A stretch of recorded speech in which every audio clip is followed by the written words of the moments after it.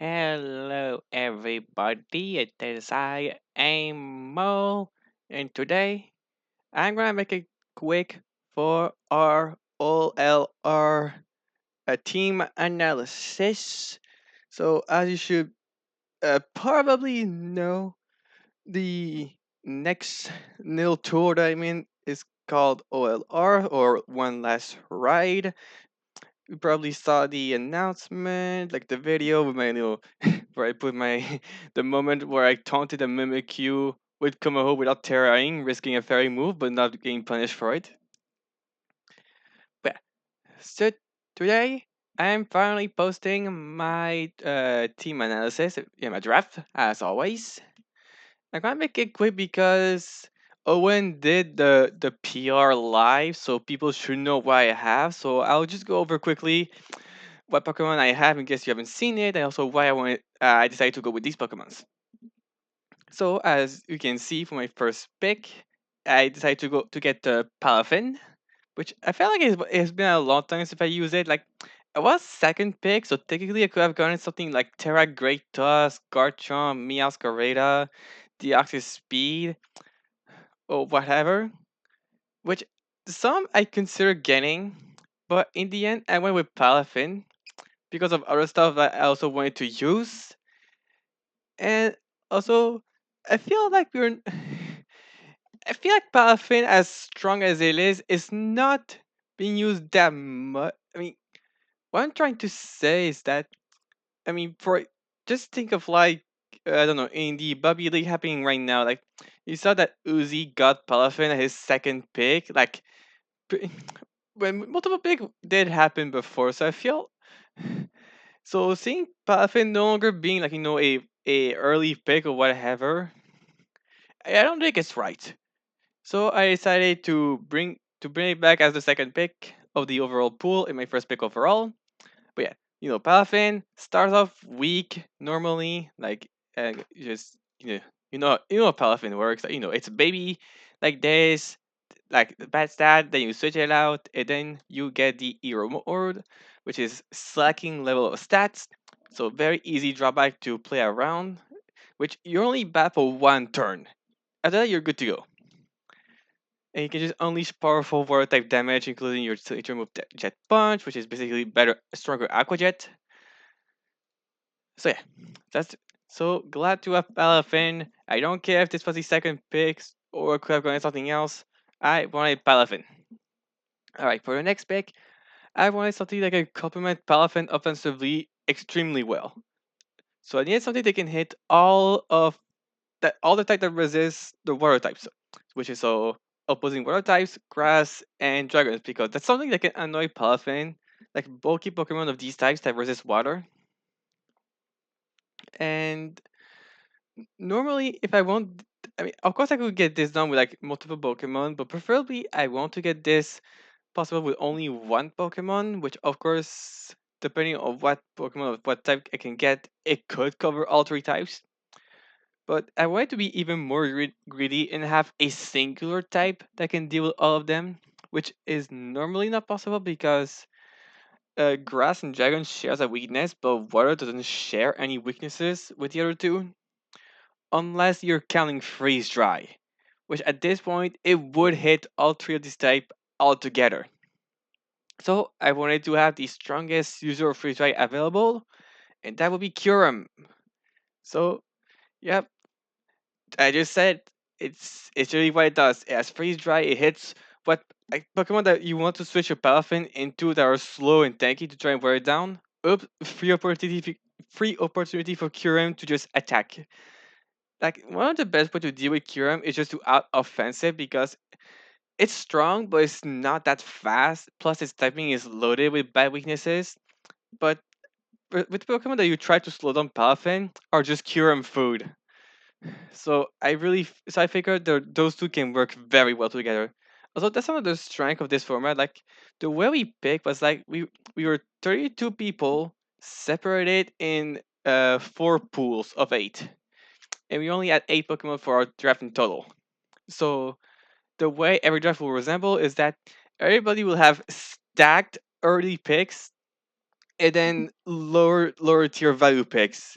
So this is why we're able to see a combination of certain Pokemon together, which in standard draft of like 12 to 16 people, that should normally, I mean, it could happen, but that should not be like a occurrence. But here it's normal that I have both Palafin and Kyurem together. Of course, it does have the attack stat as well to use as a physical attacker, and it has Dragon Dance. But special sets are just better because Kyurem's better move are on the special side. Physical is more so like if I can surprise a special tank instead, because on the physical side it's pretty much just Dragon Ice and then whatever coverage move that isn't anything to hit Steel types. But yeah, I think I'm pretty secure in terms of damage. Now I want to secure some backbone. Not to mention that I still don't have my Terra Pokemon, which the way Terra works is that you have one or two Terra captains. They can Terra into any type they want. You just have to tell them what Terra type you use, which is pretty much how we're playing right now for a while. And I'd say to value a Pokemon like a tankier Pokemon that can use Terra instead of a more offensive one, because again, I think Palafin and Kyurem are strong enough as my offensive threat.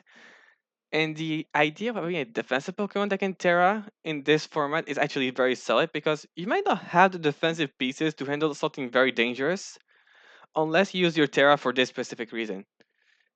There are some choices, and I feel like what I wanted to use is something that we never tried with Terra, even though it has potential. And that's Ting Lu. Like, of course, Ting Lu is great because, come on, like, look at his stat. Like, so much HP and defense. The speed up is already good enough with so much HP, but it goes a step further with Vessel of Ruin, just nerfing the special attack of every other Pokemon, which makes Ting Lu so hard to remove. Its typing is good, but it does have some weaknesses that can be very annoying, that can betray its bulk. And this is where Terra comes in. Yeah, imagine having to face a Terra Poison Tinglu, Terra Water, Terra Fairy. Heck, maybe even just Terra Dark or Ground to just remove the weaknesses of the other type. And of course, you know things what it does. It can set off hazards, it can phase you out, it can just always have solid offensive presence with Ruination no matter what. Yeah, I feel like this is gonna be a strong Terra Pokemon. Like, I'm not sure if anybody has tried Terra Tinglu in draft before, but I feel like sorry if someone did already, but I feel like nobody did. So I want to see if Terra Tinglu was in fact a something that could have been done before. Like, how did we sleep on this, or if I was just on whatever I think it was. But yeah, after that, I needed speed. I know very well since LTM that speed playing without a high speed tier is bad. And luckily there were two that caught my eyes. One was Sneasler, which is a Pokemon that I also wanted to use for a while now, that I never got the chance until now. But despite that, I went against it and picked Cinderace. Now the reason for that is that sure, Sneasler is a little bit offensively because it's both a fighting and a poison type, and it has U-turn. Plus, it based out poison type that I can both poison and ghost type that I can send Diglu on them. But I went Cinderace because it's an attacker that brings utility as well.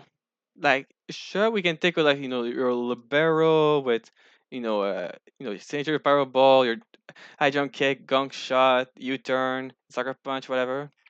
But look at what Cinderace can do on with like status moves. Like, you can see it, there's core chain that just swap around hazard and screens that can be very good.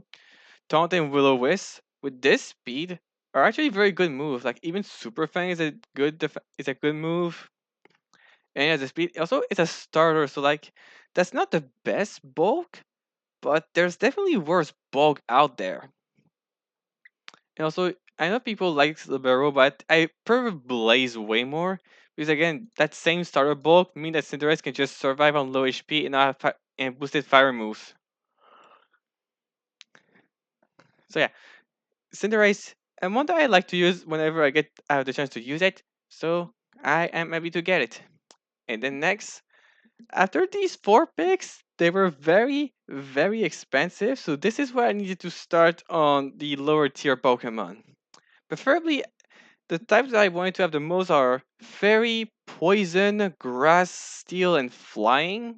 Preferably, are all the types that I want to have.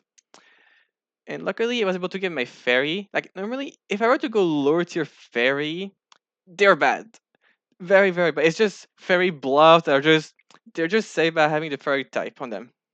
But luckily, one was around that was better than everything else, and that's Mimikyu. Plus, it secures me a Ghost type to go with Tinglu's hazards. Yeah. So like not the best stat, but incredible ability. Plus, I mean, yeah, of course, Mimikyu can also just your Swords Dance, and then play a Claw Sneak, whatever. But it's a Ghost type. So look at the status move it get. Destiny Bond, Pain Split, Thunder Wave, Trick, Trick Room, Will-O-Wisp. Yeah, Copycat even can be funny. But yeah, just a little ragdoll of utility. And it also, because I had this guys, it can just be the sweep mini up Pokemon by holding a red card or just using those same status moves I mentioned about, which I think is good because yeah, I have Terra Tinglu, but it lacks recovery, so it can be overwhelmed at times. So having Mimikyu as like this other Pokemon that can help me deal with some threat felt like it was worth it for me to have. Right. And then next, I was able to get my poison type, being a Violet Plume. That's actually also a good budget pick, honestly. Like, the typing of grass and poison plus effect spore can annoy a lot of Pokemon, especially what the move Plume can use. Like, you have your Release Seed, your Strength Sap, your Sleep Powder is actually allowed in this. Yeah, Sleep Powder is allowed, of course, as with standard Sleep Claws, even Stun Spore. It then can do decent damage with like Slush Bomb and Giga Drain. Yeah, it's just good value, decent bulk, good typing to wall certain threat. So I can focus Tinglu to focus on the other threat. So yeah, I thought it was good. The only downside of Velopoon is that it's a grass type that is neutral to ground and not resisted, but that's okay. I covered for this with my next pick, being Corviknight. More expensive, but I had the points for it, which of course, Corviknight known to have a fantastic typing, decent all-around bulk, and utility in the fog and U-turn and taunt mainly, with great typing, like I said. Corviknight is seen to be called a fraud sometimes, but I mean that's the whole point of Pokemon. It's supposed to be a pivot that brings utility for the team. Like it's not gonna be the sweeper. It's not gonna stick around forever, but when it does, it'll be able to just take hits for the team. That's literally the whole point. And I thought that this was fine. Again, it's not to mention that because of its typing, it forces Pokemon to run a coverage move for it. Otherwise, they are walled by it. So that can remove the potential of having to deal with Pokemon that can just use a certain status move to help them stay threatening without actually having needing a coverage move. But instead, overnight, so they need something to hit it. Right. With all these Pokemon, I was reserved with only a singular point left. I thought about getting those 1 point budget mon. Like there was Electabuzz, a Lone Golem, Grumpig. There are other Pokemon, and of course, it's still good to have. Like even though it's not a Pokemon that is good, but as long as they bring that value, it's like at least I have that in case I'm fighting this or something like that. But what I thought about it is like I would have to drop any of my other guys. And I didn't want that. I feel like it's not even needed at this point. So if I think I don't even need any Pokemon at 1 point that can bring something niche but decent, why not bring an old friend? The tourists go one last ride, so why not one last ride with a one good pal? He is back, ladies and gentlemen, the Lechonk. Yeah, for those who were not there 2 years ago, to witness the chunk defeating a roaring moon. That happened. I can prove it. The video is up on both me and Dell's side of LeChonk play roughing a roaring moon for the KO. And not just a roaring moon, but also a Vaporeon with a combination of Endeavor and play roughing Yawn and Substitute. Yeah, he's back. And as a bonus, because it's a one pointer, it can terrestrialize without costing me my budget. So yeah, it's Terra Lechonk as well, which is funny.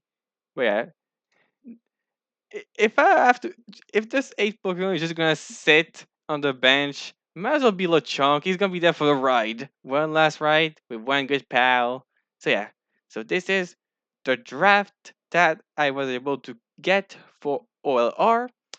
So the way it's gonna work is that the first phase will be pool phase. So we're gonna be in pools of 4 people.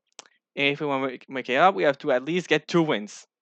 And then we see, depending on differential, if you end up 2-1, if someone else finishes 2-1, but preferably we finish 3-0 to make sure we advance safely. So on that, hope you guys will. RIP to the Lechonk again. I mean, it's been so long since we saw the pig.